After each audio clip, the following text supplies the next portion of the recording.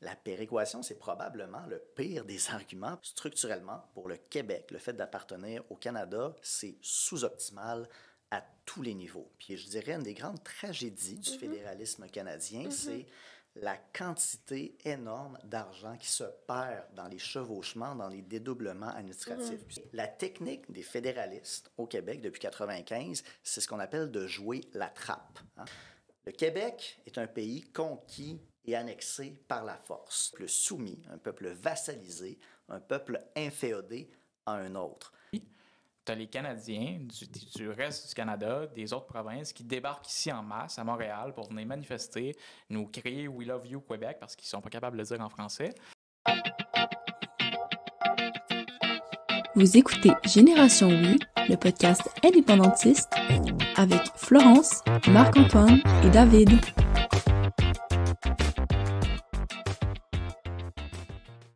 Bonjour tout le monde et bienvenue à un nouvel épisode de Génération Oui. J'espère que vous allez bien.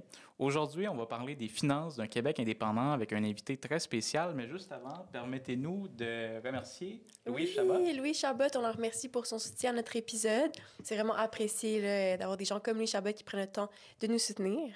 Oui, effectivement, puis ça nous permet justement de parler de l'indépendance du Québec. On le voit, Génération Oui gagne en popularité, puis au-delà de ça, bien, ça fait grandir le camp du Oui, donc on la remercie chaleureusement de nous soutenir et de nous appuyer. On remercie également la boutique 50% plus 1, vous la connaissez si vous êtes déjà des habitués du podcast. On a différents produits de la boutique 50% plus 1 qui sont disponibles en ligne. C'est une excellente façon de faire la promotion du camp du Oui, d'arborer des vêtements, des livres, des macarons, toutes sortes d'objets pour justement stimuler des conversations sur l'indépendance du Québec auprès des gens qui vous entourent. Juste avant de commencer, je vous remercie également d'être à l'écoute. Si vous aimez notre contenu, abonnez-vous, aimez, commentez. C'est vraiment ce qui va favoriser dans l'algorithme la découverte de Génération Oui. Donc, je vous remercie d'avance. Et pour le moment, on est avec Gabriel Coulombe. Ça va bien? Super, merci beaucoup. Oui, content de te recevoir. Donc, je le disais, on va parler des finances d'un Québec indépendant. Veux-tu nous expliquer un peu ton rôle au Parti québécois et ton parcours?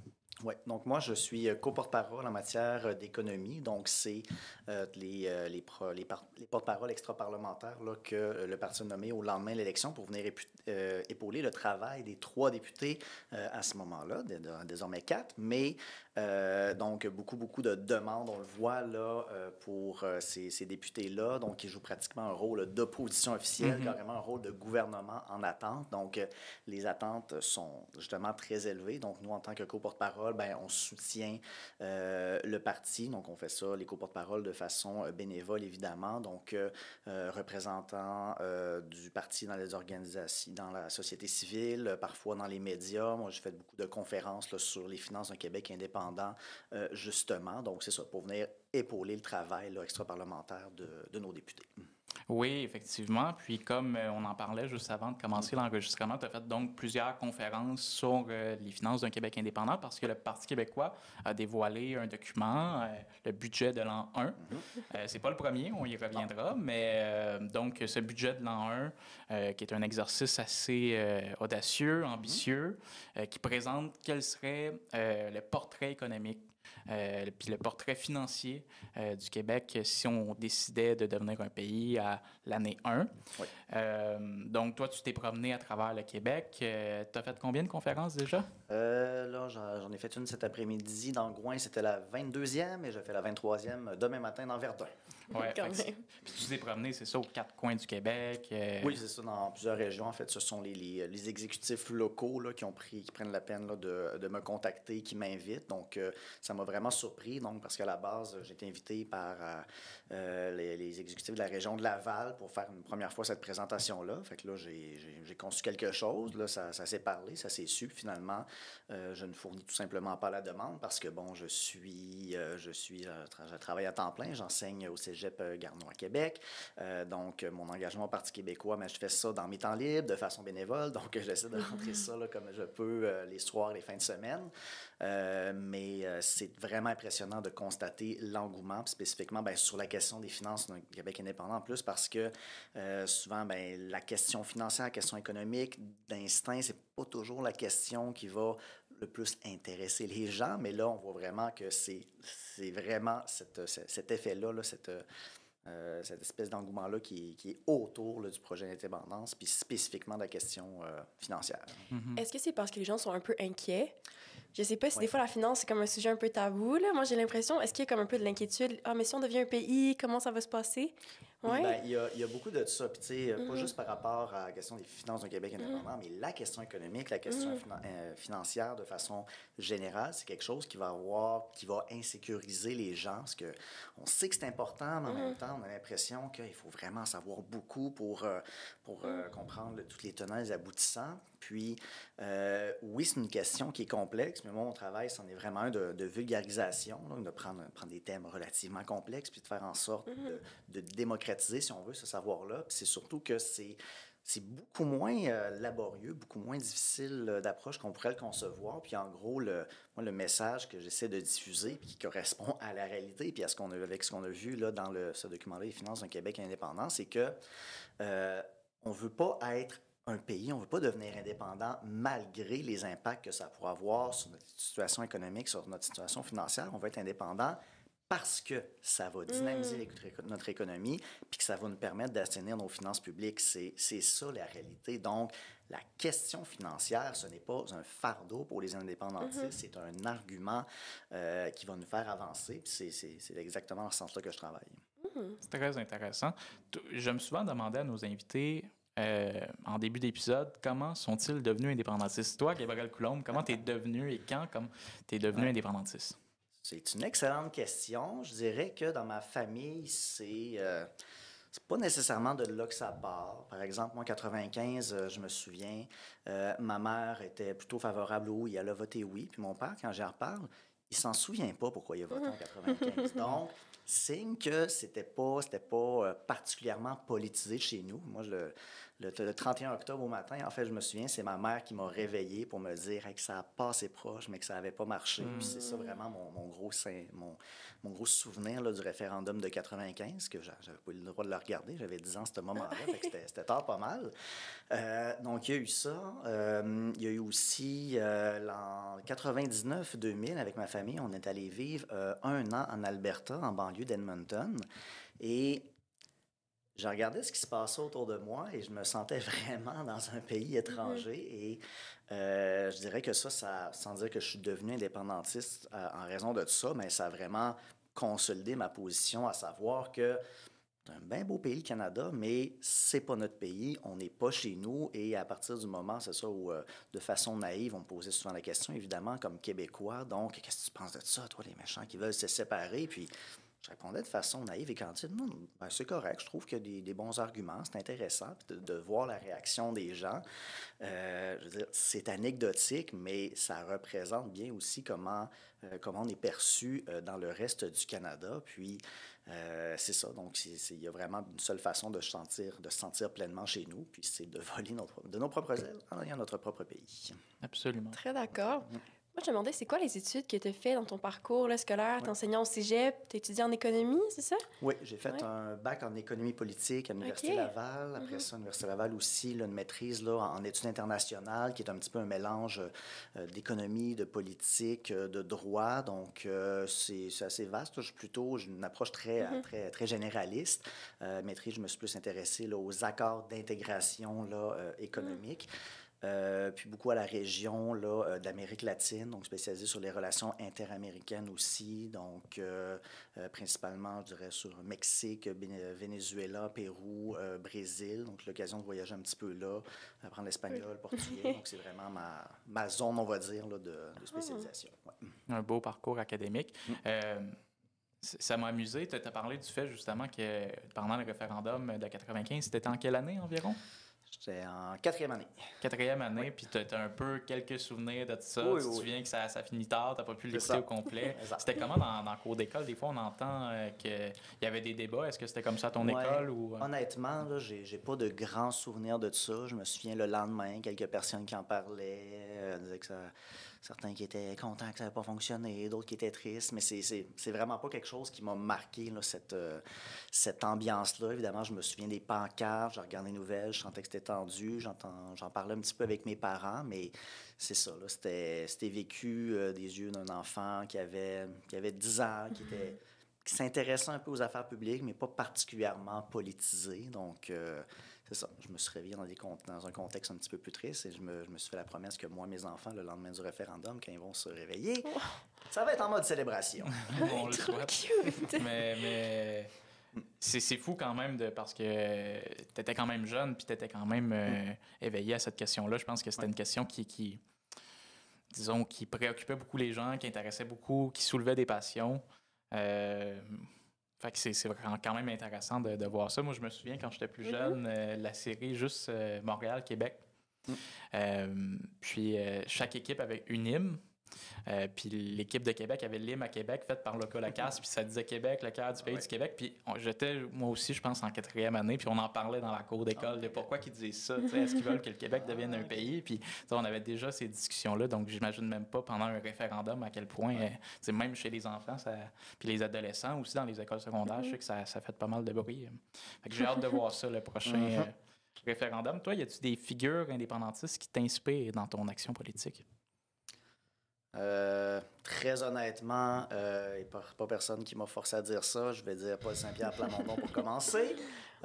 Donc, quelqu'un qui a réussi, de par son travail, à prendre une question, à prendre un parti que tout le monde considérait comme étant fini, puis à ramener ça comme première force politique au Québec en si peu de temps, tout simplement en s'adressant à l'intelligence des gens. Là. Je veux dire, ça, c'est absolument fascinant. Sinon, j'ai beaucoup été marqué là, par Jean-Martin Hossan. Puis c'est un petit peu ça, là, bien humblement, là, un rôle similaire que j'essaie de faire. Donc, beaucoup fait là, de pédagogie indépendantiste. Puis, on en parlait tout à l'heure. Moi, je me souviens quand Jean-Martin Hossan faisait ses conférences là, pour parler de l'indépendance, donc dans un contexte où c'était peut-être le Parti québécois était peut-être un petit peu moins proactif sur la question, donc c'était vraiment super rafraîchissant de voir ça, puis sans dire que c'est ce qui m'a converti à l'indépendance parce que je l'étais déjà avant, donc c'est vraiment quelque chose qui a contribué à solidifier mon argumentaire, puis c'est un petit peu dans cette ligne-là que j'essaie de m'inscrire là, en faisant cette tournée-là, en parlant là, du message de l'indépendance sous le prisme des finances publiques puis de l'économie, parce que c'est pas la seule raison, évidemment, de vouloir faire un pays, mais comme je disais, je trouve que c'est une raison qui est très, très, très largement sous-estimée parce qu'on a tellement à gagner sur le plan économique puis sur le plan des finances publiques que c'est pour ça là, que je me jette vraiment là-dedans. Donc, Jean-Martin Hossan, Véronique Yvon, donc un modèle là, sur tous les plans là, d'engagement politique, un modèle d'engagement politique là, vraiment à visage humain. Donc, je dirais, mettons, là, si on avait à me nommer un trio là, des personnalités. La Trinité. C'est ça, la Trinité de la dernière décennie. Là, donc, Paul, Véronique et Jean-Martin, merci. Très cute. Puis ça fait combien de temps que tu t'impliques au PQ? Moi, fait curieux, j'ai jamais été vraiment militant, on va dire, dans le sens où j'ai travaillé. En fait, mon entrée en politique, j'ai fait ça. En 2012-2013, j'étais boursier de la stagiaire de la Fondation Jean-Charles Bonenfant, puis on travaillait en alternance avec 2 députés. Et à ce moment-là, j'ai été jumelé avec un certain Léo Bureau-Blouin, qui venait d'arriver au Parlement. Donc, j'ai travaillé avec lui pendant la deuxième session parlementaire, pendant l'hiver. Il y a eu une ouverture, finalement, il a décidé de m'embaucher dans les mois qui ont suivi, puis j'ai travaillé bien sûr avec lui au cabinet de Mme Marois sur sa campagne dans la Val-des-Rapides. Ça m'aurait fait plaisir de continuer, mais la démocratie étant ce qu'elle est, il a fallu passer mon tour. Puis ensuite de ça, donc, je suis demeuré membre et sympathisant là, du Parti québécois pendant les années qui ont suivi, mais c'est vraiment, c'était à la 2022, dans le sens où moi, je me suis impliqué dans le mouvement pour le cégep français là, qui revendique l'extension de la loi 101 au cégep. Puis c'est là-dessus, en fait, que le parti m'a approché, qui a dit « Écoute, on est dans la région de Québec, on cherche un candidat, circonscription de Jean Talon, est-ce que ça t'intéresse? » Puis j'ai pas eu besoin d'y penser trop longtemps. J'ai dit, mais pourquoi pas? Puis c'était vraiment dans la mesure où, évidemment, en 2022, on est ailleurs. Puis moi, je m'étais dit, ce n'est pas vrai que je vais pas faire tout ce que je peux pour faire en sorte que ce parti-là puisse pas réémerger ou du moins là, terminer dans un contexte beaucoup plus intéressant puis éventuellement peut-être faire des gains. Donc, évidemment, 2022, on n'allait pas là pour gagner, donc simplement faire un score honorable. Et j'avoue que ça a été très, très satisfaisant de finir en 3e position de cette élection-là devant le Parti libéral qui était on était dans Jean Talon, rappelons-le, jusqu'en 2019, un château fort libéral, donc très satisfaisant. Puis très satisfaisant aussi de voir l'élection de Pascal Paradis dans cette même circonscription en 2023 et par une très, très forte marge. Comme quoi, de se faire dire qu'il n'y a absolument rien à faire dans ce contexte-là, ça ne tient pas la route. Puis, des petits miracles comme ça en politique, il s'en est produit et il va s'en produire d'autres. Ben oui, on a vu justement très dans la récemment salle, là, La salle est mort Verdun. On a enregistré un formidable épisode justement avec Louis-Philippe Sauvé, si vous voulez aller l'écouter. Un très bon entretien. Tu parlais de Léo Bureau-Blouin. Il y a tellement de choses fascinantes dans ce que tu as dit. On va prendre le temps d'y aller. Léo Bureau-Blouin, présentement, il est un petit peu en dehors de la politique. Est-ce que tu penses qu'il va retourner en politique un jour? Je sais pas. C'est encore un ami, je parle de temps en temps. Évidemment, on parle souvent de politique. Il demeure évidemment très, très, très intéressé par la chose. Je pense qu'il ne ferme pas la porte, mais en même temps, je pense pas du tout que c'est un projet nécessairement. Donc, je veux pas me prononcer là, pour lui, mais je dirais simplement quelque chose qui serait tout à fait probablement disposé à le dire lui-même. Donc, possiblement, mais pas nécessairement. Non, c'est sûr. Je voulais pas te faire parler à sa place. Mais puis pour revenir au fait qu'en 2022, donc, tu t'es présenté pour le Parti québécois, puis effectivement, les sondages n'étaient pas favorables dans Jean Talon, mais ils n'étaient pas favorables, disons, dans toutes les circonscriptions du Québec, là. C'était un contexte difficile. Puis moi, j'ai trouvé ça courageux, admirable de voir justement des gens comme toi qui se sont investis dans cette campagne électorale-là. Puis c'est le cas aussi de d'autres partis là, qui n'étaient pas avantagés par les sondages, là. C'est là qu'on voit que la politique, c'est pas juste une question de carrière. Hein? C'est vraiment une question de conviction. Puis c'était ça qui était remarquable de voir des candidatures de partout au Québec qui s'engagent. Puis il y avait beaucoup de jeunes candidatures au Parti québécois qui s'engageaient justement pour porter le projet de l'indépendance plus que jamais. Tu sais. C'était... Non, absolument, c'était vraiment ça. Donc, l'indépendance qui était au cœur du message. Puis, ça va rester comme ça là, dans les années à venir, dans le sens où le parti, une des raisons fondamentales de pourquoi il a réussi à redevenir la première force politique au Québec, bien, c'est d'assumer d'une façon très, très claire, très, très nette, cette volonté-là de faire du Québec un pays. Donc, l'indépendance, on va en parler avant les élections, pendant les élections, mais surtout après les élections. Donc, ça, c'est sûr et certain que ça va rester. Si on passe au bloc sur les finances d'un Québec indépendant, on va sauter directement dans le sujet parce qu'on le disait dans l'introduction, c'est un sujet qui préoccupe beaucoup de gens. Est-ce que toi, tu as travaillé sur le budget de l'an 1? Oui, c'est ça. On est un groupe de quelques personnes là, à faire ça. C'est un travail qui a été très concentré, je dirais, là, au printemps, à l'été 2023. Ce que je veux pas, c'est une petite équipe. Donc, quelques gens au parti, quelques ressources là, à l'extérieur du parti également. Oui, c'est ça. J'y ai contribué là, de la façon que j'ai pu. Puis c'est un document crédible dans la mesure où il a été... certifié, disons, approuvé par certains experts. Peux-tu nous en parler un peu plus de ce processus-là? Oui, ben en fait, là, on est peut-être une petite équipe, là, je dirais, une dizaine de personnes, là, vraiment, là, le noyau qui avons travaillé là-dessus. Puis en fait, le principe, cette méthodologie-là pour les finances d'un Québec indépendant, c'est ce qu'on appelle une étude pro forma. C'est une méthodologie qui a été élaborée par la Commission Bélanger-Campeau au début des années 90. Donc, si on veut, c'est une recette, là, une étude pro forma. Donc, en gros, c'est de regarder tout ce que le gouvernement du Québec, en tant que province, la manière qu'il gère son budget. Quels sont ses revenus, quelles sont ses dépenses, comment il gère ça. Le gouvernement fédéral, parce que le Québec plutôt envoie des ressources, de l'argent au gouvernement fédéral.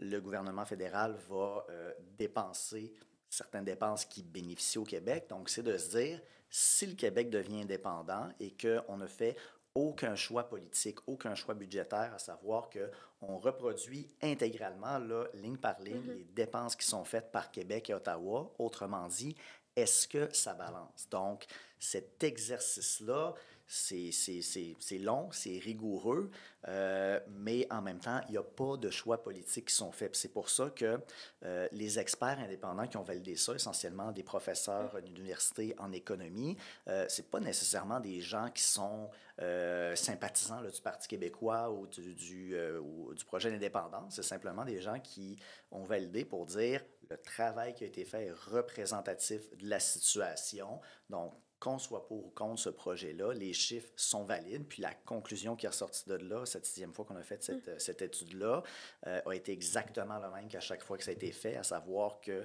le Québec a les moyens financiers de devenir indépendant, puis que l'indépendance n'est pas seulement viable, mais elle est aussi profitable pour le Québec. Donc, c'était ça le principe derrière l'étude. Puis ça, c'est majeur parce que tu l'as dit, il y a une équipe au Parti québécois qui a travaillé sur le budget. Puis il y a des experts qui ne sont pas reliés au Parti québécois, qui sont des professeurs en économie, qui ont validé puis qui ont certifié qu'effectivement, ces chiffres-là, ces données-là, indépendamment de ce qu'on en pense du projet indépendantiste, c'est véridique. Oui, exactement. Puis juste faire un petit bémol, une petite distinction, on va dire, entre l'étude pro forma, les finances d'un Québec indépendant, puis ce qu'on appelle, entre guillemets, le budget de l'an 1, dans le sens que le terme budget de l'an 1, qui est utilisé dans les médias, qui a été popularisé, c'est parce que, bon, on comprend à quoi ça fait référence. Sauf que l'étude qu'on a faite, c'est pas un budget à proprement parler, parce que dans un budget, on prend des décisions, on fait des choix politiques. Le document sur les finances d'un Québec indépendant, il n'y a aucun choix politique là-dedans. C'est simplement, on reproduit ce qui a été fait. Par contre, c'est la première fois que ça a vraiment été fait là, en bonne et due forme. Là. Il y a une section, vous pouvez voir à la toute fin là, de l'étude, 9e ou 10e chapitre, qui s'appelle « Le budget de l'an 1 ». Puis là, c'est la première fois que le parti décidait de faire ça, c'était de se dire, advenant que le premier gouvernement d'un Québec indépendant soit formé par le Parti québécois, un certain nombre de choix très restreints politiques qui seraient faits du côté des dépenses et des revenus. On pourra en reparler, mais en gros, du côté des revenus, donc certains ministères où il y a des dédoublements beaucoup plus importants. Donc, on irait chercher davantage d'argent là. Je pense à Patrimoine canadien, qui est essentiellement un organisme de propagande de fédéralisme au Québec depuis 1995, là, carrément, c'est rendu ça. À Santé Canada, à Revenu Canada, à Immigration, Réfugiés et Citoyenneté. Donc, plein de dépenses qui sont faites par Ottawa qu'on ne reproduirait pas dans leur intégralité. Puis également des dépenses additionnelles qu'on aurait choisi de faire à même ces économies supplémentaires-là, essentiellement en éducation, en investissant davantage en éducation. Et petit clin d'œil au référendum de 95, en dépensant davantage, en investissant davantage pour les pensions pour les aînés. Parce qu'on se souvient, une des pires fourberies du référendum de 95, c'était de dire que si il y avait un oui, les aînés allaient arrêter de recevoir leur pension, ce qui est une fausseté absolument totale. Tout ce qui aurait changé, c'est qu'au lieu, dans le chèque, là, au lieu d'avoir une feuille d'érable, ça aurait été une fleur de lys. Parce que l'argent qu'on envoie en transfert à Ottawa, on fait faire un chemin plus long.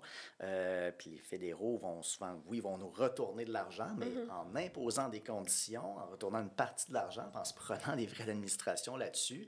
Donc, en résumé, ce qu'on propose, puis j'en reviens au budget de l'an 1, c'est d'augmenter ces prestations-là pour les aînés qui sont les premiers à souffrir de l'inflation parce que les revenus sont stables pendant que le coût de la vie augmente et de bonifier justement, en bonifiant ces prestations-là.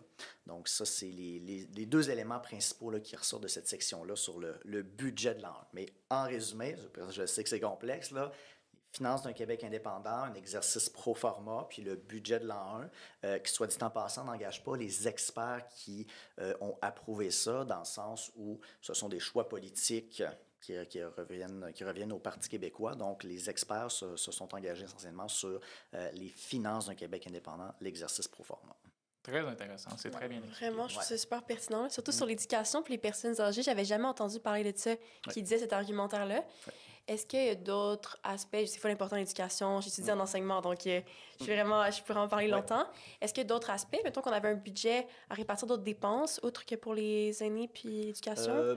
Pour les limites du budget de l'an 1, c'est vraiment les deux seuls choix qui ont été faits. Donc, en gros, les économies additionnelles que j'ai mentionnées, là, Revenu Canada, Patrimoine canadien, Immigration, Réfugiés, Citoyenneté, Santé Canada, ça générait des économies additionnelles qui étaient de l'ordre de 2,1 milliards de dollars par an. Parce que ça, quelque chose qui est à mentionner, c'est que une des grandes tragédies du fédéralisme canadien, c'est la quantité énorme d'argent qui se perd dans les chevauchements, dans les dédoublements administratifs. Puis ce qu'on a chiffré dans le document des finances d'un Québec indépendant, c'est que pour l'année 2023, ce montant-là en dédoublement était de 8,8 milliards de dollars. Donc, 8,8 milliards de dollars d'argent qui est littéralement perdu dans les méandres de dédoublement bureaucratique.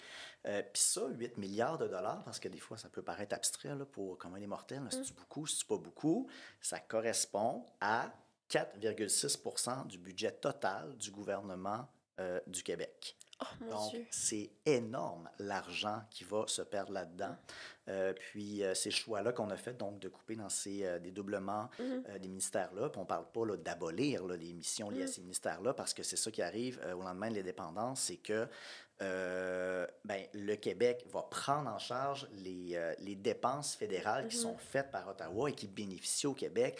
C'est le Québec qui les prend en charge et ça va rentrer dans sa mission. Donc, on se fait souvent dire, ouais, mais là, vous pensez à ça, à l'armée, les frontières, les douanes, tout ça, donc les relations internationales, il va falloir mettre de l'argent là-dedans. On va-tu avoir les moyens de faire ça?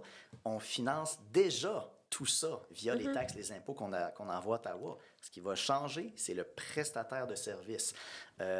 Puis, c'est ça, en coupant cette double bureaucratie-là, on en arrivait à 10,9 milliards d'économies par année. Puis, en fait, ça, c'était pour l'année 2023-2024. Donc, ça va aller en augmentant, puis ça va permettre justement là, de nous donner les moyens de nos ambitions. Mais ce que tu viens de dire, c'est fascinant puis c'est important parce que souvent, on entend dans l'argumentaire fédéraliste comme quoi le Québec ne serait pas assez riche pour devenir un pays. Mais pourtant, quand on veut devenir un pays, comme en 1995, on était proche, là, on était à un poil de devenir un pays. Tu as les Canadiens du reste du Canada, des autres provinces qui débarquent ici en masse à Montréal pour venir manifester, nous crier « We love you Québec » parce qu'ils sont pas capables de le dire en français. Puis, on le voit, là. Ils sont obligés de venir nous dire « S'il vous plaît, partez pas ». Mais dans la tête de certaines personnes, le Québec se fait donner des cadeaux financiers par le fédéral, alors que si c'était le cas, ils ne nous supplieraient pas de ne pas partir. Là.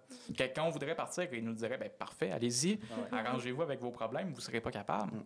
Mais la réalité, c'est que quand on veut se séparer, ils ne nous laissent pas partir, puis ils font tout pour qu'on ne parte pas. Puis ça, c'est ce qu'ils font avec des manifestations, mais il y a plein de stratagèmes au fédéral. Tu parlais de la propagande canadienne qui font puis qui dépensent de l'argent pour qu'on reste dans la Fédération canadienne. C'est important, ça, là. C'est pas banal. Non.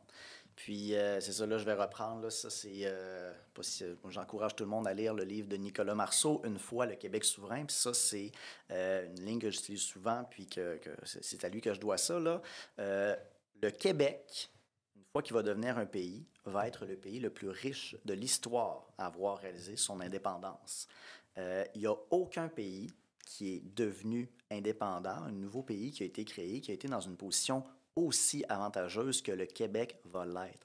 Donc, si autant de pays ont réussi dans des conditions beaucoup moins intéressantes à devenir indépendants, imaginez tout ce qu'on va être capable de faire. Puis, ça, c'est quelque chose qui me sidère à chaque fois, là, de me faire dire « Ouais, mais là, regarde ce que le Québec, on a réussi à faire là, en étant dans le Canada. C'est grâce au Canada qu'on a réussi à devenir aussi prospère. » Mais il faut voir la chose à l'envers, là. Le Québec n'a pas atteint ce niveau-là grâce à son appartenance au Canada. Le Québec est devenu une puissance industrielle, une puissance économique, malgré son appartenance au Canada, parce que le Canada, si on veut, n'a pas une politique économique adaptée pour soutenir le Québec. Le Canada est une démocratie qui va travailler pour la majorité des Canadiens. Puis c'est bien correct comme ça, c'est tout à fait normal. Mais très souvent, s'implique de travailler contre les intérêts du Québec. Puis là, de temps en temps, on se fait citer l'argument de la péréquation qui, pour moi, là, parmi tous les mauvais arguments qui existent, là, que les fédéralistes vont tenter de propager, la péréquation, c'est probablement le pire des arguments parce que, si on veut, c'est carrément une illusion de dépendance. Moi, j'appelle ça, la péréquation, c'est l'arbre qui cache la forêt, dans le sens où on essaie d'extrapoler sur la santé d'une forêt au complet en prenant un seul arbre. Puis si on en regarde juste, uniquement la péréquation, c'est vrai que dans les dernières années, ça a été bénéfique pour le Québec parce qu'au net, on a reçu davantage qu'on y a contribué. Mais quand on prend en considération l'ensemble du portrait, qu'on en regarde toutes les données qui affectent notre économie puis nos finances publiques, la péréquation, c'est un prix de consolation pour notre appartenance au Canada parce que se faire enlever le chèque de la péréquation, là, si en contrepartie, le gouvernement du Québec, comme il va être capable de le faire lorsqu'on va être indépendant, élabore une politique économique qui favorise l'économie québécoise, qui est adaptée à notre réalité, ça va avoir des retombées infiniment plus importantes que ce chèque de péréquation-là, qui est un paiement de transfert parmi tant d'autres. Absolument. La péréquation, dans le fond, c'est juste pour être certaine, je ne vais pas me tromper, c'est un chèque qu'on reçoit à la... Oui, oui, ben, en fait, péréquation, là, façon de voir ça, c'est une cagnotte. Une cagnotte dans laquelle toutes les provinces, toutes les provinces contribuent. C'est une cagnotte qui est gérée par le fédéral. Et à la fin de l'année, ce que le gouvernement fédéral va faire, c'est qu'il va redistribuer cet argent-là aux provinces qui, tenez-vous bien, ont une capacité fiscale par habitant inférieure à la moyenne canadienne. Ce que ça veut dire, c'est la capacité fiscale, c'est la capacité des provinces à générer des revenus de façon autonome.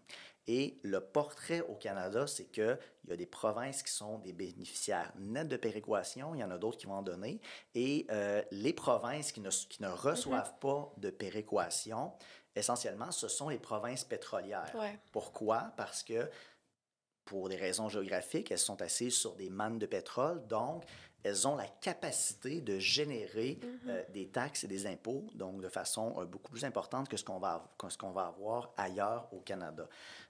Donc, c'est ça le portrait en gros. C'est les provinces pétrolières qui, en raison de leur situation, vont être désavantagées par la péréquation, mais en même temps, il ne faut pas oublier que les ravages environnementaux que ça cause l'exploitation du pétrole et sur le plan économique, je veux dire, c'est un passif majeur. Et là, je pose la question, qui va payer pour le nettoyage qu'implique l'exploitation du pétrole au Canada? Est-ce que c'est A, les entreprises privées ou B, l'État canadien? Avec les taxes et les impôts de tout le monde. Donc, l'exploitation du pétrole, je veux dire, oui, c'est clair que dans une certaine mesure, d'un point de vue strictement économique, il y a des retombées, mais il ne faut pas oublier le passif qu'il y a à tout ça. Et le Québec finance le fédéral qui finance l'exploitation du pétrole et ça a des impacts économiques très néfastes là, pour le Québec également.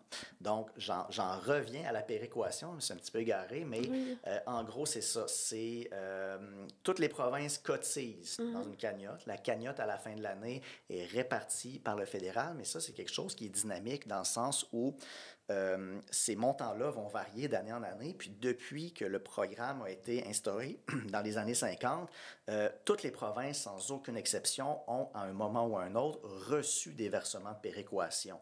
Donc, c'est pas dit que dans les prochaines années, si la situation économique évolue, que le Québec va continuer de recevoir de la péréquation ou même que l'Alberta, qui a été jusqu'à faire un référendum pour sortir du programme de péréquation, référendum qui a été gagné, soit dit en passant, mais il n'y a pas eu de changement parce que pour changer le régime de péréquation, il faudrait réouvrir la Constitution canadienne. Donc, on l'attend avec grand plaisir.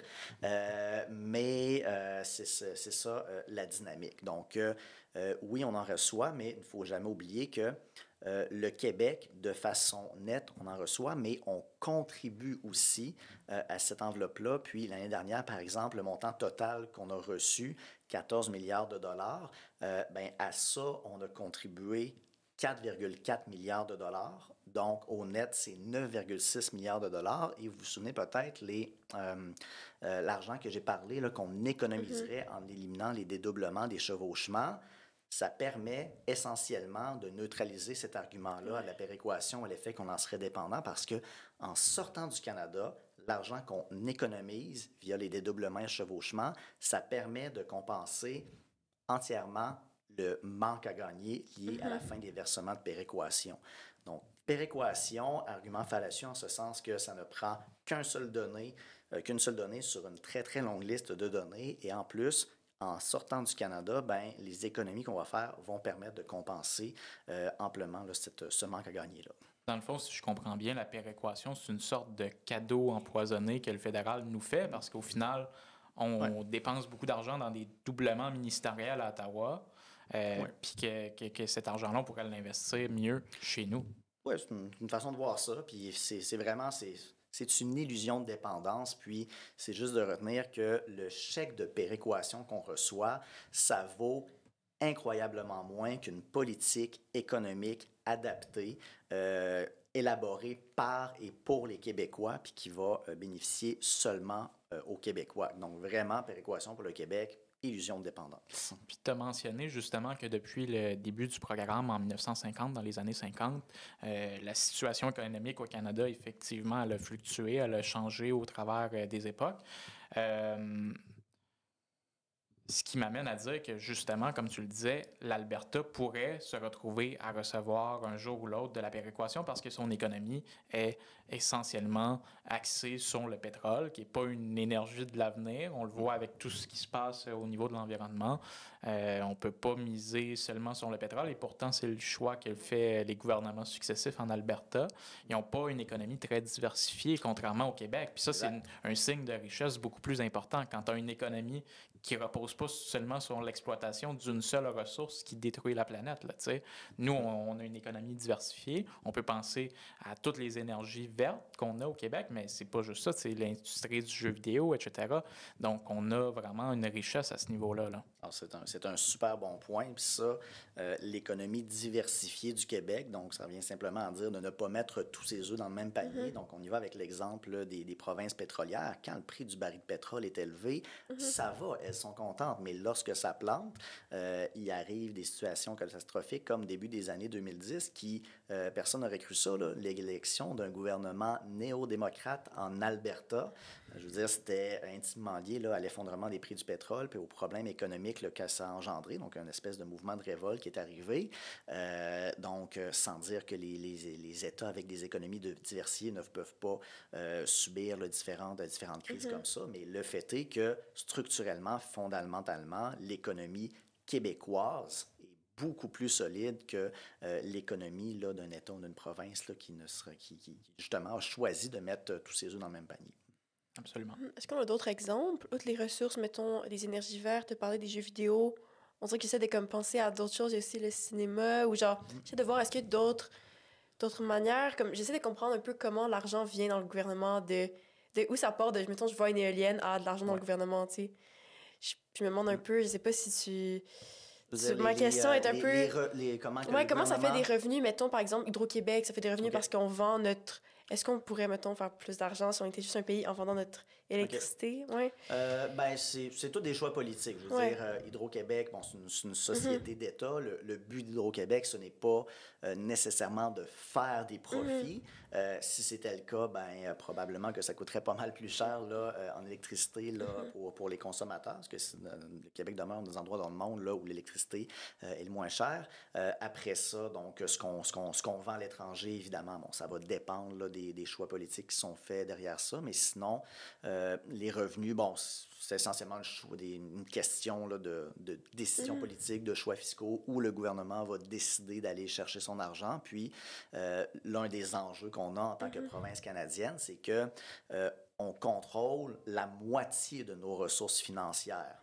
Donc, l'autre moitié est contrôlée par Ottawa. Puis, moins de dépendance, je veux vraiment ça d'une façon de faire en sorte que la situation économique et financière devienne plus optimale parce que une des raisons pour lesquelles je suis vraiment convaincu de la nécessité de l'indépendance, c'est que structurellement, pour le Québec, le fait d'appartenir au Canada, c'est sous-optimal à tous les niveaux. Puis moi, comme économiste, évidemment, je m'intéresse beaucoup à ça, les situations. On a une espèce de fixation là-dessus. On veut que les choses fonctionnent de façon optimale. Puis moi, je prends l'exemple là, un dirigeant d'entreprise qui se fait dire toi, en tant que chef d'entreprise, là, ton travail, c'est de faire un maximum de profit. Sauf que tu vas prendre la moitié des décisions, puis l'autre moitié de tes décisions, puis l'autre moitié des ressources financières que toi tu gères, là, ben, la personne, elle va prendre des décisions qui vont à contre-courant de ce que tu veux. Elle va investir, elle va dépenser dans des domaines qui ne sont pas ce que tu veux. Puis il faut quand même que tu réussisses à faire un profit là-dedans. Probablement qu'une personne habile serait capable de s'en sortir et de générer des profits pour l'entreprise, mais ce qui est sûr et certain, c'est que ça va être sous-optimal. Évidemment, le Québec n'est pas une entreprise, mais la logique voulant que on ne contrôle pas tous nos leviers. On ne peut pas prendre toutes les décisions nous-mêmes.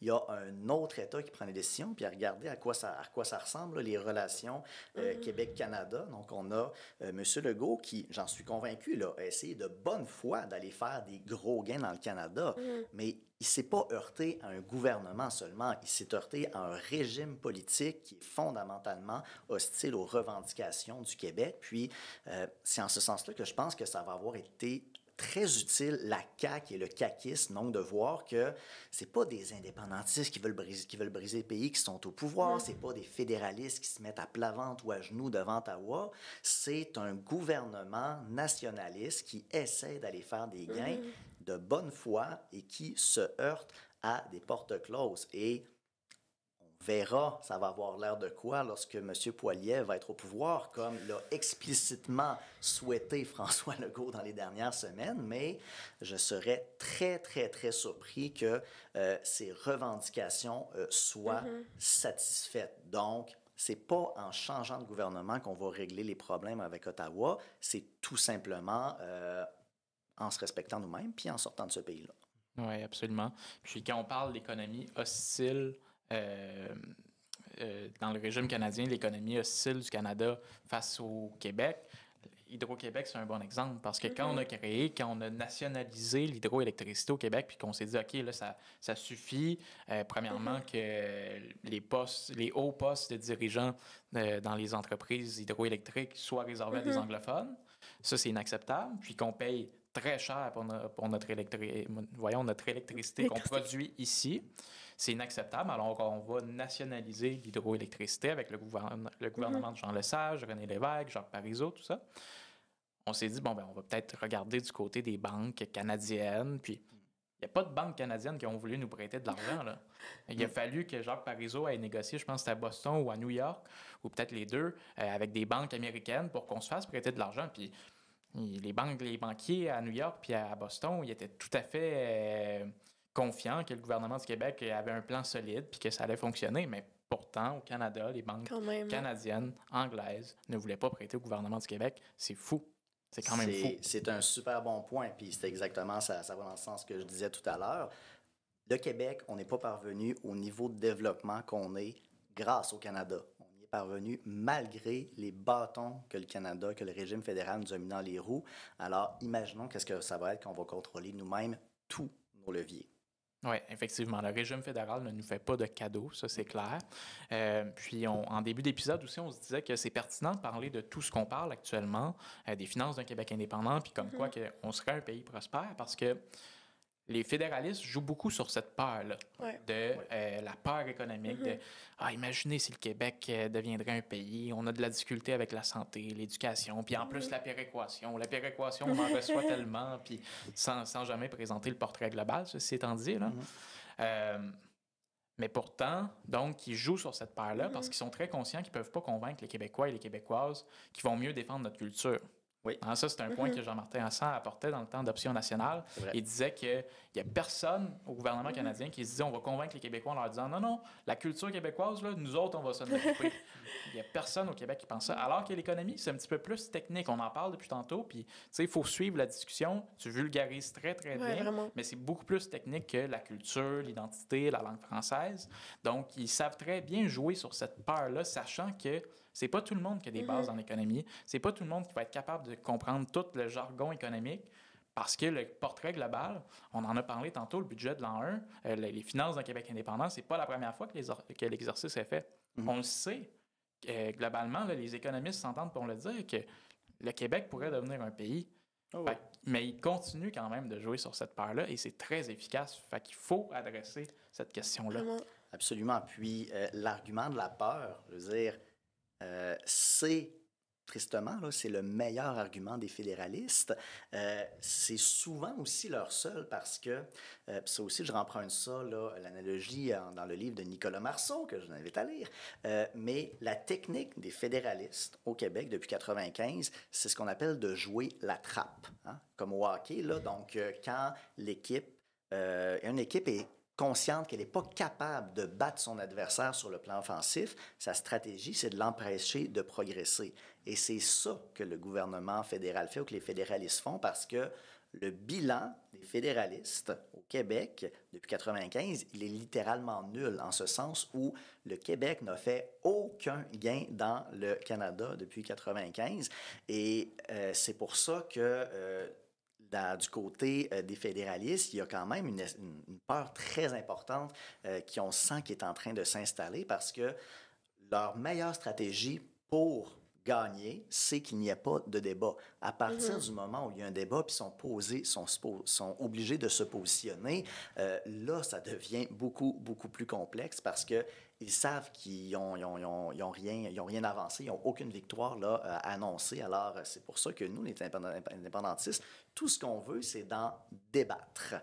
Et les Québécois trancheront. Et c'est pour ça que qu'on regarde les sondages sur l'appui à l'indépendance dans un contexte où on en parle un peu dans l'espace public. Il y a clairement un regain d'intérêt dans les dernières années, mais somme toute, ce n'est pas encore redevenu le débat qui structure la dynamique, la vie politique, puis autour duquel les gens se prononcent. Lorsque ça va revenir et que les gens vont devoir vraiment se positionner là-dessus, la question, c'est pas de savoir si l'appui à l'indépendance va monter, mais c'est de combien ça va monter et jusqu'à quel point ça va se faire rapidement. Et moi, je suis très, très optimiste sur cette question-là.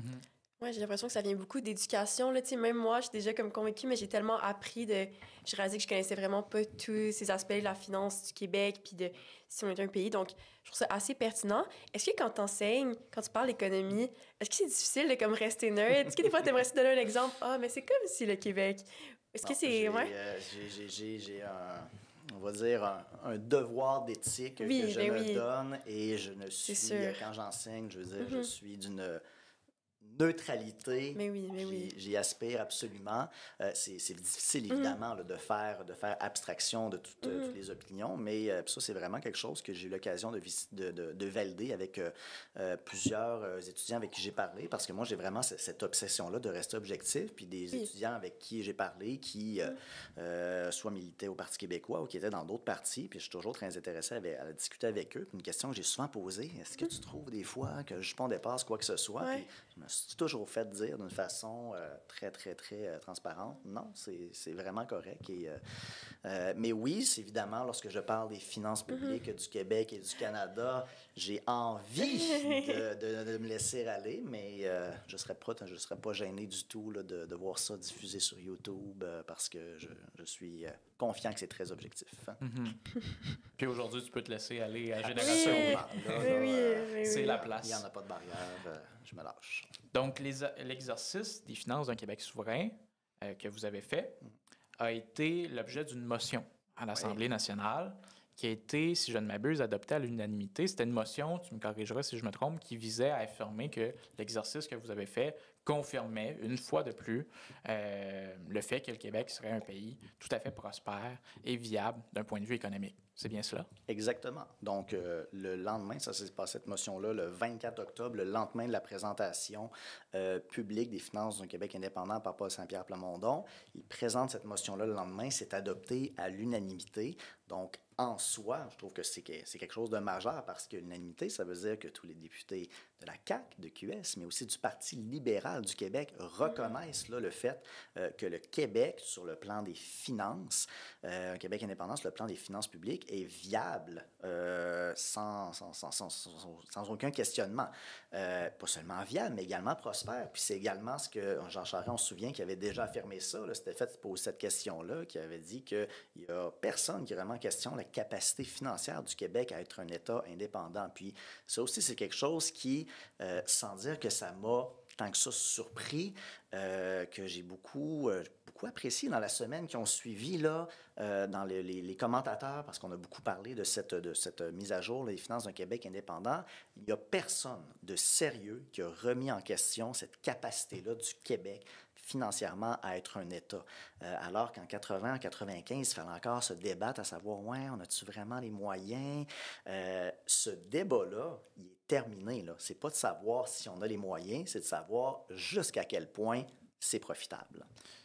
Oui, donc l'an passé, tous les députés de l'Assemblée nationale, y compris les fédéralistes du Parti libéral du Québec, adoptent une motion pour affirmer que le Québec serait un pays prospère.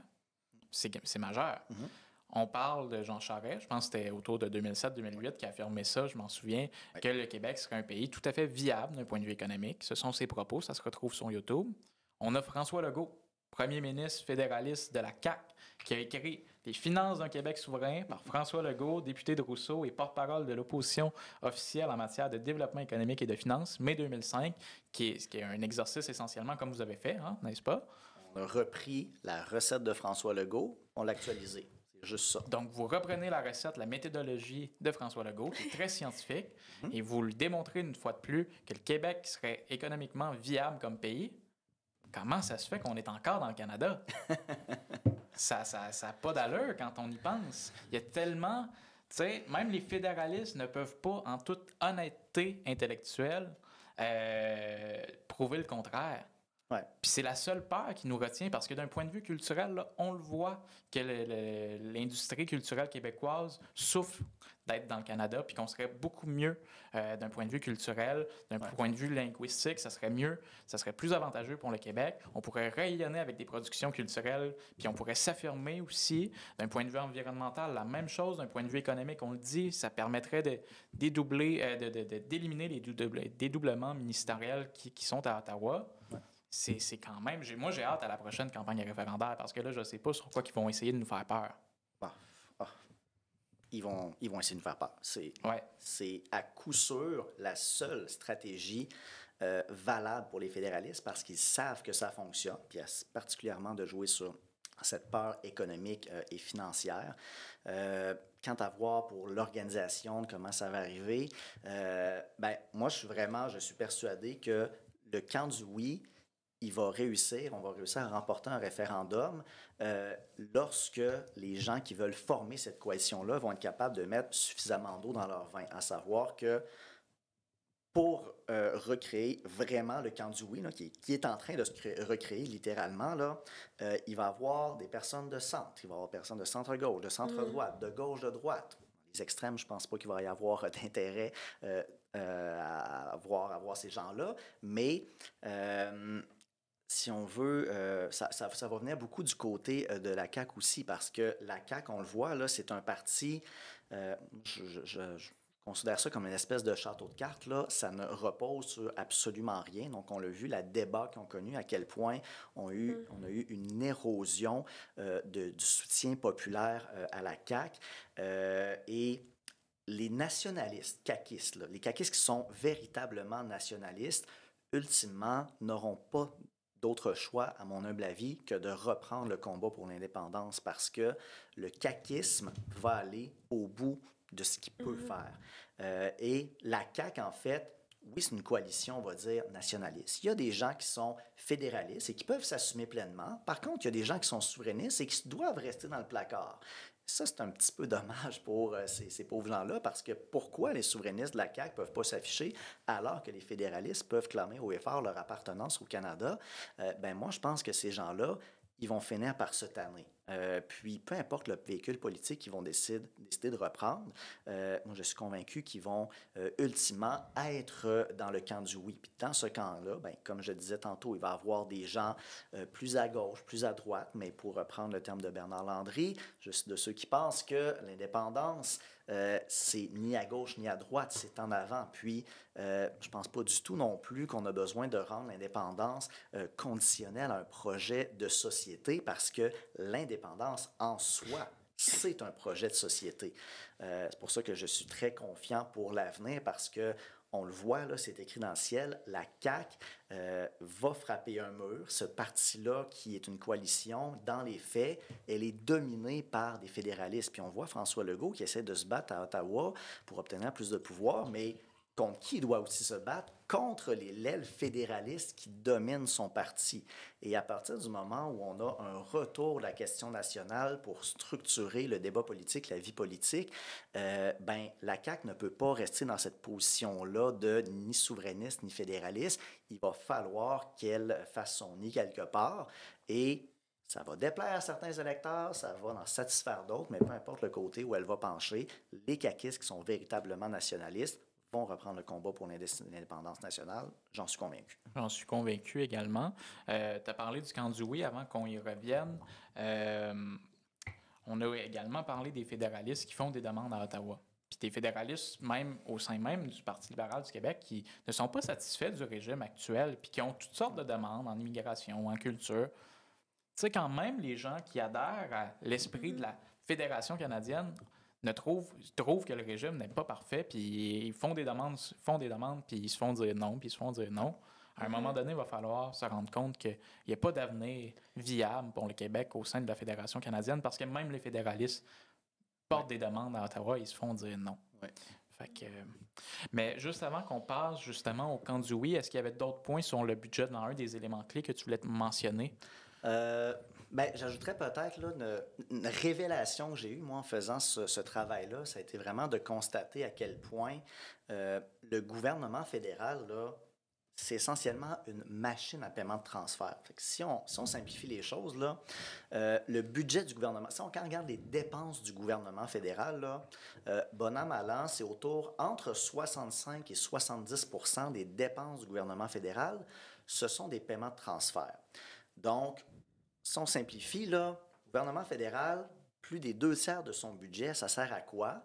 Ça sert à aller chercher de l'argent dans les poches des provinces, à ramener cet argent-là à Ottawa, à se prendre des frais d'administration, à retourner une partie de cet argent-là aux provinces, moyennant des conditions.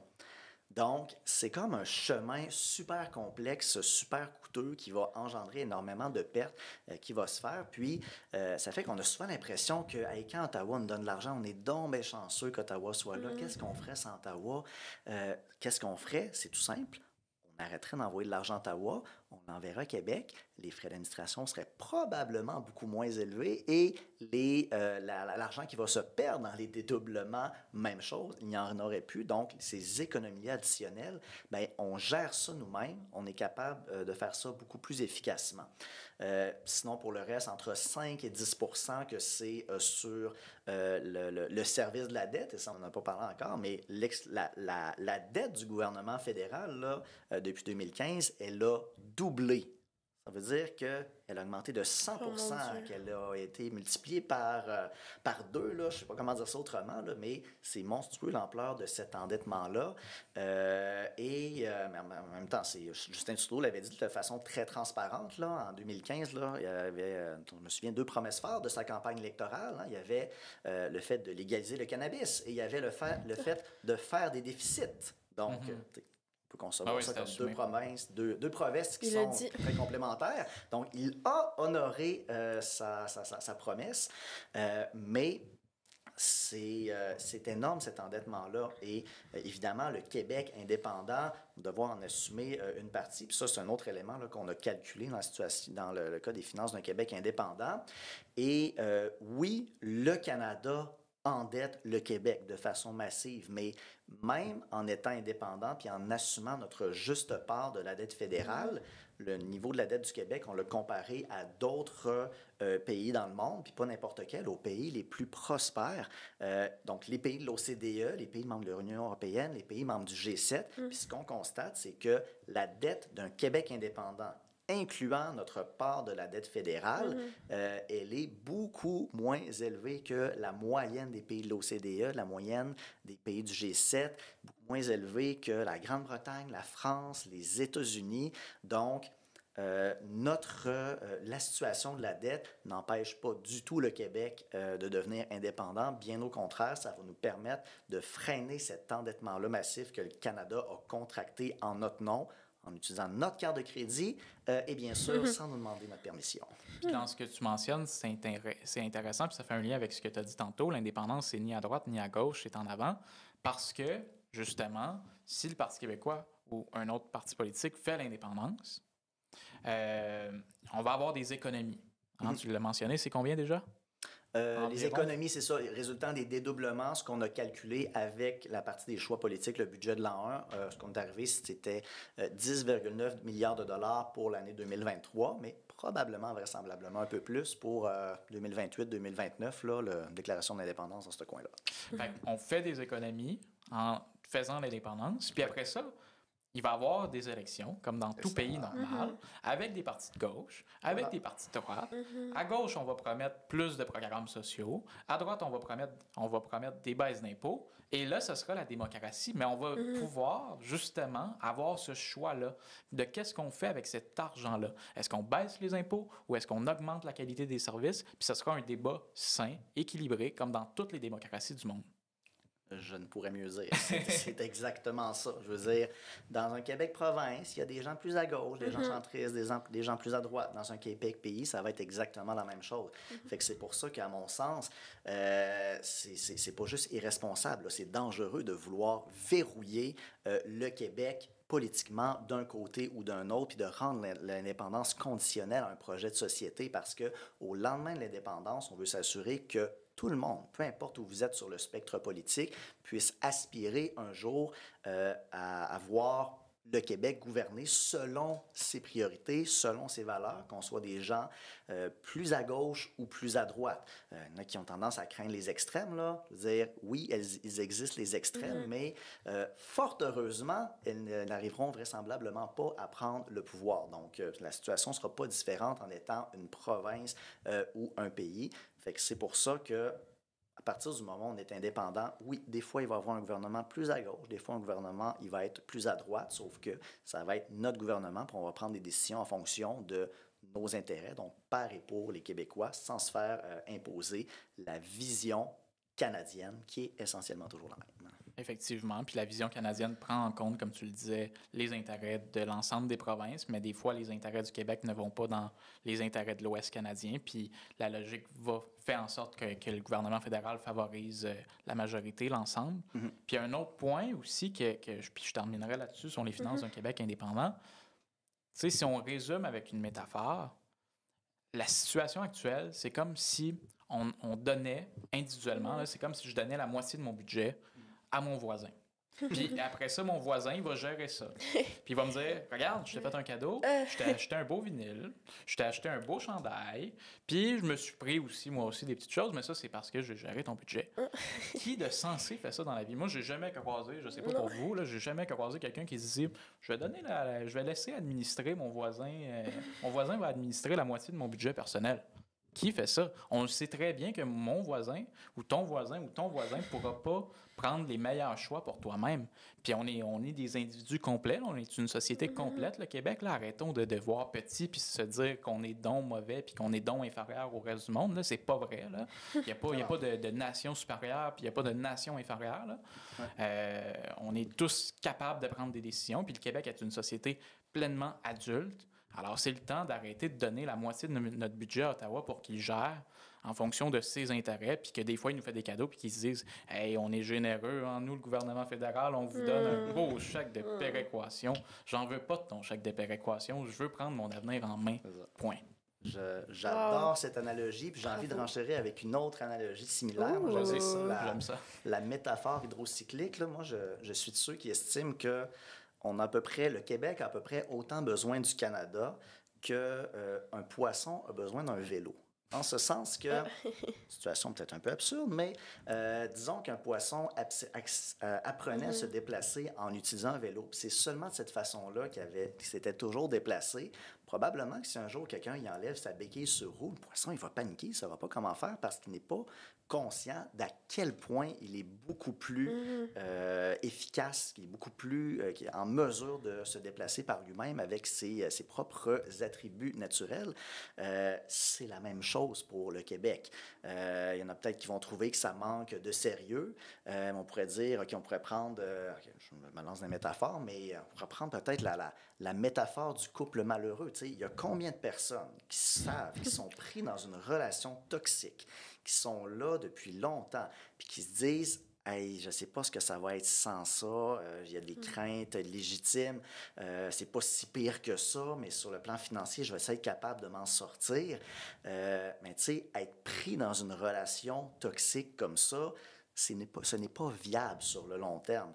Mais ça, en même temps, ça implique, ça repose parce qu'au Québec, on sait, en raison de l'égalité homme-femme, on sait que les relations doivent être consentantes. On sait qu'il n'y a pas personne qui doit avoir un ascendant sur son partenaire, mais c'est pas ça la relation Québec-Canada. Ce n'est pas une relation consentante. Puis là, je vais reprendre les termes de Pierre Falardeau là, en entrée de l'album Amour oral de Loca Locas, qui disait...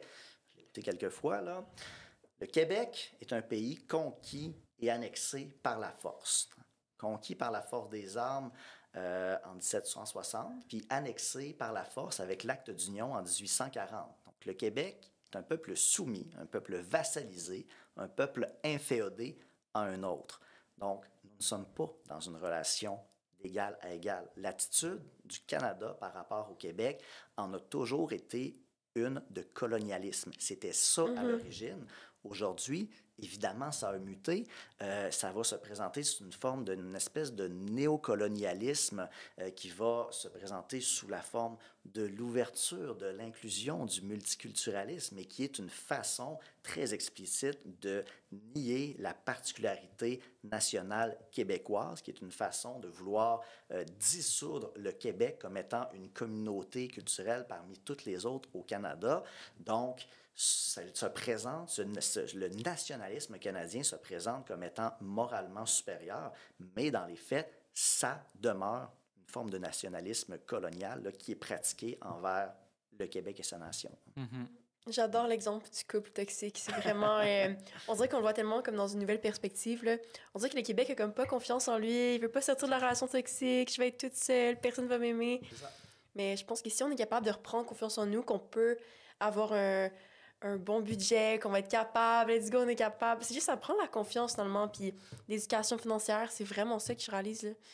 Absolument, absolument. Alors, tout le monde qui est dans un couple toxique et malheureux, sachez que le meilleur est à venir. Oui. Si vous mettez un terme à la relation et que vous lancez quelque chose de plus intéressant. Effectivement, puis on n'est pas libre dans le Canada parce que quand on le voit là, avec François Legault, il fait des demandes, on aimerait ça gérer notre immigration ou on aimerait ça gérer notre culture, puis on se fait dire non. Ça fait partie du contrat du Canada. Ce n'est pas une relation d'égal à égal. Il faut en être confiant. Il faut en être conscient plutôt. Donc, soit on accepte soit on prend notre destinée en main, soit on accepte avec docilité, obéissance, cet éternel état de suggestion. Et on se contente de dire merci quand on reçoit un chèque de péréquation. Ayons confiance, sincèrement. Oui, voilà. Tellement. Parlons du camp du oui. Tu as fait mention tantôt. Dans le camp du oui, en 95, on voyait Françoise David, Éric Duhem, Lucien Bouchard, Françoise David. On pourrait prendre plein d'exemples. Il y avait des gens donc à gauche. Il y avait des gens plus à droite. Puis vraiment, là, aujourd'hui, on imagine mal Françoise David et Éric Duhem marcher ensemble pour une même cause, mais ils le faisaient parce que la cause était beaucoup plus importante que leurs égos et ils savaient que dans un Québec indépendant, comme je l'ai dit tantôt, ils pourraient après ça faire la promotion de leur idée. Est-ce que c'est ce sur quoi vous travaillez au Parti québécois?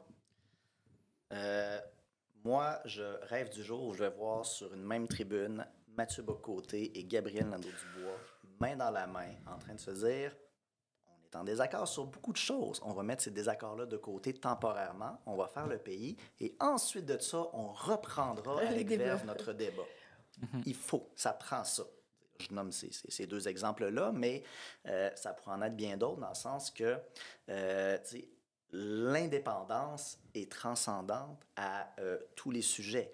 Et en gros, là, je ne ferai pas souvent ça, mais je vais me permettre de citer Bernard Drinville, qui, il y a du temps, qui était au Parti québécois. C'est un clip qui a très bien fonctionné. Vous irez voir sur YouTube, là, en quelques minutes, là, un Bernard Drinville enflammé qui dit si le Québec était indépendant. Et en gros, là, le message de ce clip-là, c'est de se dire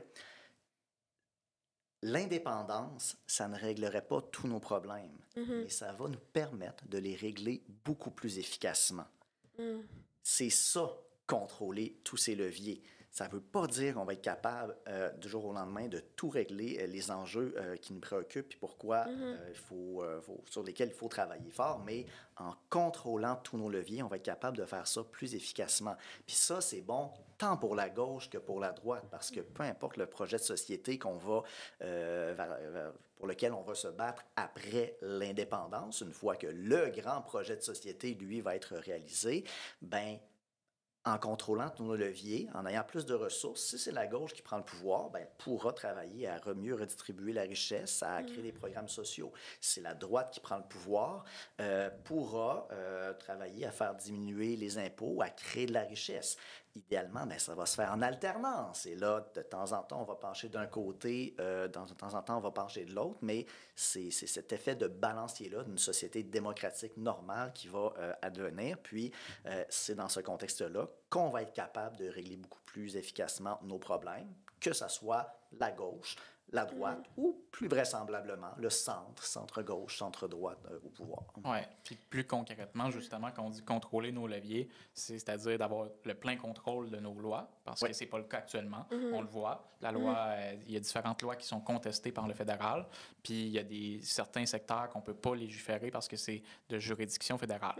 Il y a tous nos impôts. Hein? On en a parlé aujourd'hui. C'est un exercice qui a été fait à de nombreuses reprises. On ne gère pas tous nos impôts. Et en gérant tous nos impôts, on va pouvoir faire les choix qui sont appropriés pour le Québec, les meilleurs choix pour les Québécois et les Québécoises. Et finalement, les traités internationaux qu'on va pouvoir signer, qu'on va arrêter de se faire représenter par Justin Trudeau ou par Pierre Poilievre. Puis on va pouvoir se représenter nous-mêmes comme Québécois et Québécoises avec nos propres intérêts sur la scène internationale. Fait que c'est ça concrètement. D'avoir tous nos leviers. Puis ça, c'est enthousiasmant comme projet, de se dire, OK, on va exister pleinement, on va pouvoir, comme tu l'as dit, gérer tous nos pouvoirs, on va pouvoir gérer, c'est-à-dire tous nos problèmes avec tous les pouvoirs qu'on va avoir. Fait que ça, c'est fondamental. Oui, mais je trouve ça full pertinent. Puis je me demandais, tu sais, récemment, on voit aussi au fédéral un peu la montée de la droite. Penses-tu que ça va jouer un peu avec la vision de l'indépendance au Québec? C'est au fédéral, c'est pas au provincial, mais penses-tu que ça pourrait aider la cause d'indépendance ou que ça pourrait toucher? C'est une très bonne question. Honnêtement, j'ai de la misère à me positionner là-dessus parce que, d'un côté, les personnes qui sont plus à droite sans nécessairement là, adhérer entièrement à tout ce que M. Poilievre va prôner. Bien évidemment, là, donc avoir Justin Trudeau qui, depuis quelques années, se comporte de la façon qu'il fait, dépense d'une façon éhontée. Je comprends tout à fait là, les gens centre-droit, de droite, d'avoir envie que le gouvernement du Canada soit peu géré comme il l'est. À partir du moment où c'est Pierre Poilievre qui est au pouvoir, qui clairement et de très très loin va être le premier ministre le plus à droite de l'histoire du pays. Là, j'en parle presque au futur parce que ça semble difficile de voir autrement que cette situation-là. Donc, évidemment, heureusement, plutôt, le Québec va être là pour résister. Puis, je suis très confiant que les indépendantistes à Ottawa vont réussir à bien percer. Donc, non seulement à maintenir leur siège, mais à faire des acquis.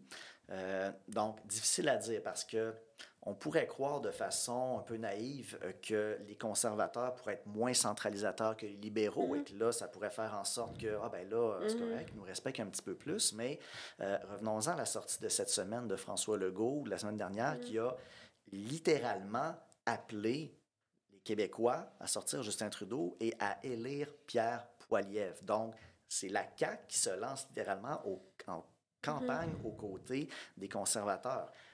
Mais les conservateurs, par rapport à la question de l'immigration, leur position, à moins qu'ils changent leur fusil d'épaule, là, est essentiellement la même que les libéraux. Donc, le régime politique va demeurer exactement le même. Puis les revendications historiques du Québec, les demandes de François Legault, je veux dire, on va bien voir quand ça va être rendu là, mais j'ai beaucoup de mal à concevoir qu'il pourrait donner une suite davantage que ce qui se passe sous M. Trudeau. Donc, quel impact ça va avoir sur l'indépendance du Razir? Parce qu'il faut se rappeler que 80 et 95, c'était des gouvernements libéraux au pouvoir. Donc, oui, des gouvernements plus centristes, mais des gouvernements aussi qui étaient très transcentralisateurs, donc conservateurs au pouvoir, donc un gouvernement très marqué à droite. Pense pas qu'ils vont avoir de grandes visées décentralisatrices. Bref, j'en reviens à ce que je disais, là, difficile à dire quel impact ça va avoir, mais pas mal sûr et certain que ça va quand même donner un choc et de voir non seulement que le gouvernement, on l'a vu là, dans les derniers gouvernements au fédéral, il y a quelques-uns qui se sont formés comme ça, là, d'avoir un gouvernement majoritaire, mais doté d'une telle majorité qui se forme, mais avec un appui famélique au Québec. Donc, les conservateurs, prochaines élections au Québec, difficile d'espérer plus que 10, 12, peut-être 15 députés dans les meilleurs des cas sur les 78 élus. Et s'ils forment un gouvernement majoritaire d'une ampleur telle, ben le Québec va encore une fois se retrouver marginalisé. Puis il y en a qui vont dire, ah ben là, c'est une raison de plus pour envoyer des conservateurs des conservateurs québécois au pouvoir à Ottawa. Mais est-ce que ça va faire en sorte que les valeurs québécoises vont être prises en considération au fédéral?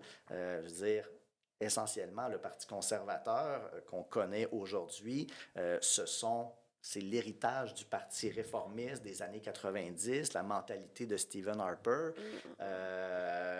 qui fondamentalement, n'a jamais particulièrement apprécié le Québec, et c'est un euphémisme que de le dire. Bref, à voir qu'est-ce qui va se passer, mais je n'entends pas beaucoup là, je suis beaucoup moins optimiste que M. Legault, qui espère que Pierre Poilievre va miraculeusement régler tous les problèmes que François Legault a lui-même été créé ou qu'il n'a pas été capable de résoudre. Absolument. Au niveau du camp du oui, ce qui est en train de ce que j'observe présentement, tu me diras ton opinion là-dessus, c'est que si demain matin, il y avait un référendum, que le PQ prendrait le pouvoir, ferait un référendum, on retrouverait évidemment le Parti québécois dans le camp du oui. On retrouverait Québec solidaire. Ils le disent à notre micro avec enthousiasme. Ruba Gazal nous l'a dit au dernier Conseil national de QS. Moi, peu importe, puis là, je la cite environ, là, vous irez voir le clip sur notre chaîne. Moi, peu importe c'est quoi le projet, puis c'est qui le fait. S'il y a un référendum demain matin, c'est sûr que je vote pour le oui. C'est très enthousiaste pour l'indépendance, puis c'est très positif d'entendre ça. On sait que Mathieu Bock-Côté, puis des gens plus de droite identitaire, on a reçu Rémi Villemur, qui est moins à gauche, déclarés et qui seront dans le camp du oui également. Donc, on voit que, il y a le Parti québécois, il y a Québec solidaire qui est plus à gauche, il y a une bonne partie de la droite dite identitaire ou de la droite plus nationaliste qui serait dans le camp du oui, disons-le ainsi. La droite économique, est-ce qu'ils vont faire partie du camp du oui? Comment qu'on les rallie à notre projet? Je suis persuadé que oui. Ce qui est peut-être plus difficile à concevoir, c'est est-ce qu'il y a un véhicule qui va permet de regrouper cette droite économique dans le sens où ces gens-là, il y en a à la CAQ, il y en a un certain nombre au Parti québécois. Le Parti québécois, en gros, ça va de la gauche social-démocrate à la droite économique, qui ne va pas verser dans les extrêmes là, d'un côté comme de l'autre. Donc, il y en a une certaine quantité au Parti québécois, qui est une coalition qui regroupe des gens là, de tous les horizons. S'il y en a qui peuvent être issus là, de l'extérieur, qui éventuellement peuvent se joindre au Parti québécois, ou des gens de la CAQ, donc pas nécessairement des députés, parce que ça, là-dessus, là, M. Paul Saint-Pierre Plamondon a été clair, là, il n'y aura pas de transfuges de la CAQ qui vont venir au Parti québécois d'ici 2026, mais après 2026, qui sait, puis ces gens-là n'ont pas nécessairement besoin d'être des députés, des élus, mais peuvent très, très bien collaborer à l'organisation. Donc, les gens de la gauche à la droite modérée sont les bienvenus au Parti québécois. S'il devait y avoir, je ne sais pas, là, une espèce d'organisation, de personnalité plus à droite sur le plan économique qui se prononce en faveur de l'indépendance, même s'il ne s'agit pas d'un parti politique, évidemment, ces gens-là vont aussi être les bienvenus dans le camp du oui. Là, ça ne fait absolument aucun doute. Oui, mais moi, je trouve ça très positif d'avoir qu'il y a un grand rassemblement de la gauche jusqu'à la droite, de la droite jusqu'à la gauche pour le oui. Puis c'est très essentiel, ce travail-là que vous faites. Puis c'est inspirant de voir justement toutes les collaborations que vous allez faire et que vous avez fait dans le passé. On passerait à la partie ça ou ça. Si t'es, on va essayer ça. Si t'es prêt. Je te laisse boire ton verre d'eau. Donc, je commencerai comme ci. Lève tôt ou lève tard? Lève tôt, avec de jeunes enfants. Jacques Parizeau ou René Lévesque? Jacques Parizeau. NPD ou Parti libéral du Canada? Abstentionnisme. Nordique de Québec ou Canadien de Montréal? Nordique de Québec. Un gars de Québec. Denis Coderre ou Pablo Rodriguez? C'est une bonne question. J'avais pas vu que tu l'avais mis. Rire désemparé, un brin machiavélique. Les cowboys fringants ou les colocs? Les cowboys fringants. CAQ ou QS? Certaines mesures progressistes de QS plus nuancées, certaines mesures nationalistes de la CAQ, mais plus audacieuses. Québec indépendant avec un gouvernement de droite ou Québec province avec un gouvernement de gauche? J'arrête d'écouter à Québec indépendant. Fait que voilà. Est-ce qu'il y avait des choix ou des éléments que tu voulais mentionner en fin d'épisode pour conclure? Je finis souvent mes présentations là, sur les finances d'un Québec indépendant là, avec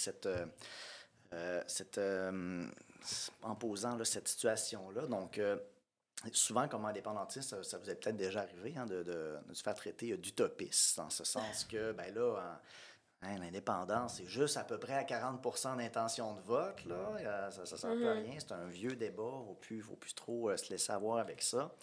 Puis moi, je me pose toujours la question, qu'est-ce qui est le plus utopiste? Donc, situation A, que le Québec devienne un pays indépendant d'ici la fin de la décennie. Ou B, tenez-vous bien, que le Canada travaille de bonne foi à une réforme du fédéralisme qui ferait en sorte que le Québec trouverait son compte en appartenant au Canada. Donc, cette tentative qui a vraiment été tentée de bonne foi là, par Brian Mulroney, qui je considère comme étant le premier ministre du Canada qui a été le plus fidèle aux intérêts du Québec, donc a vraiment tenté de ramener le Québec dans l'honneur et l'enthousiasme, dans le giron constitutionnel, mais il s'est heurté au régime canadien. C'est ce régime-là qui l'a empêché de faire les choses. Donc, la réforme du Canada était envisageable dans les années 80-90. Aujourd'hui, cette réforme-là, l'appétit pour ça, là, je veux dire, ça me semble à peu près aussi probable que d'avoir une fusion enthousiaste entre Québec solidaire et le Parti conservateur du Québec. Les membres choisiraient de façon unanime le tandem Nadeau-Dubois-Duhaime pour diriger la nouvelle formation. Oh mon Dieu. Cet appétit-là pour réformer le Canada, ça n'existe plus. Donc, le Québec, on est placé dans cette situation-là, ou bien on devient un pays indépendant, ou on choisit de plier l'échine puis de s'assimiler au Canada multiculturaliste. Le Canada multiculturaliste qui est défendue tant par les libéraux que par les conservateurs. Donc, cette situation-là, on est devant ce dilemme-là. On est vraiment à la croisée des chemins. Donc, j'en reviens à ma question. Qu'est-ce qui est le plus probable? Un Québec indépendant ou un Canada qui se réforme en fonction des intérêts du Québec? Cette hypothèse-là, elle est absolument loufoque, ça n'arrivera pas. Et c'est pour ça que, rationnellement, moi, je suis convaincu que en étant dans un débat sur l'indépendance, en étant placé devant cette situation-là, je suis convaincu que les Québécois n'accepteront jamais de consentir à leur dissolution dans le Canada post-national, comme c'est progressivement en train de se faire. Donc, c'est pour ça aussi que des gens qui disent « Ouais, mais là, si on perd un troisième référendum, qu'est-ce qu'on va faire, là? » Un autre. C'est ça. Si on en perd un troisième, là, qu'est-ce qu'on va faire? T'sais, renoncer à tenir un référendum, c'est l'équivalent de le perdre. Puis tout ce qu'on pourrait redouter peut-être de perdre advenant qu'on perde un troisième référendum, là, on est déjà en train de le perdre. On regarde ça là, sur tous les indicateurs. Donc, le recul du français, la marginalisation du Québec, le poids politique qui diminue dans le Canada, tout ça, là, c'est déjà en train de se faire à vitesse grand V. Donc, sincèrement, là, on peut juste gagner. Puis là, je finis, j'aime ça les métaphores, donc je vais avec une autre. Donc, on est un peu dans la situation où on est à la fin d'une partie de hockey. On perd par un point. La seule forme de prudence puis d'audace, là, comme le dirait René Lévesque, ben, c'est de retirer notre gardien, de mettre un joueur supplémentaire puis d'espérer de faire des buts. Le problème, c'est qu'on sait que les arbitres là, sont rémunérés par l'équipe adverse et qui ont clairement un biais en faveur de l'équipe adverse. Par contre, si on est capable, comme je suis convaincu qu'on est capable de le faire, de réaliser une montée dans les règles de l'art, puis en respectant là, les règles, les arbitres, le camp adverse n'aura pas le choix de reconnaître la légitimité de notre victoire. Donc, c'est dans cette situation-là qu'on est placé. Si on ne fait rien, ben, il va continuer d'arriver ce qui est en train de se passer. Donc, marginalisation rapide puis croissance du Québec au sein du Canada. Donc, on peut juste gagner à partir de ce contexte-là. Donc, je suis convaincu qu'on va y parvenir. Bien, je te remercie beaucoup de ta participation à cet épisode-ci. C'était un épisode que ça faisait longtemps que je voulais faire pour aborder les finances d'un Québec indépendant parce que moi, quand je suis devenu indépendantiste, je me suis questionné, bon, c'est beau pour l'identité québécoise, ce serait beau d'exister, mais est-ce que ce serait viable économiquement? Puis j'ai écouté les conférences de Jean-Martin Hossan à l'époque, j'avais 12 ans. J'étais passionné, il faut dire. Puis j'ai bien vu que, tu sais, puis c'était pas juste Jean-Martin Hossan, il y avait plein d'autres figures indépendantistes d'économistes comme Jacques Parizeau qui avaient prouvé la viabilité de l'indépendance du Québec. Alors je suis devenu à ce moment-là un indépendantiste. Puis pour moi, c'est important justement qu'on s'adresse aux pairs économiques des gens, puis qu'on les rassure, puis qu'on le démontre de manière crédible. Puis je vous salue d'avoir fait cet exercice-là. C'était fondamental. Bravo d'avoir fait adopter ça comme motion à l'Assemblée nationale. C'est un tour de force, véritablement. Là, toutes mes félicitations à l'équipe. Donc, si vous avez aimé l'épisode à la maison, partagez-le vraiment. C'est un épisode essentiel pour adresser, comme je le disais, pour parler des pairs économiques, parler de ces enjeux-là. C'est la meilleure façon. Là, on vient d'avoir plusieurs démonstrations éloquentes comme quoi que le Québec serait un pays viable économiquement. Je vous encourage également, si vous voulez aller voir le budget de l'an 1, l'exercice qui a été fait, les différents exercices qui ont été faits à travers les années. Allez voir également quand Jean Charest parle du fait que le Québec serait économiquement viable. Bref, toutes les démonstrations sont là. Vraiment, prenons notre avenir en main. Partagez l'épisode, puis on va essayer de convaincre le plus de gens possible. On remercie Louise Chabot de son soutien qui nous a permis de faire cet épisode-ci. On remercie la boutique 50% plus 1 qui font un travail remarquable pour l'indépendance du Québec. Et sur ce, on se dit à la prochaine fois.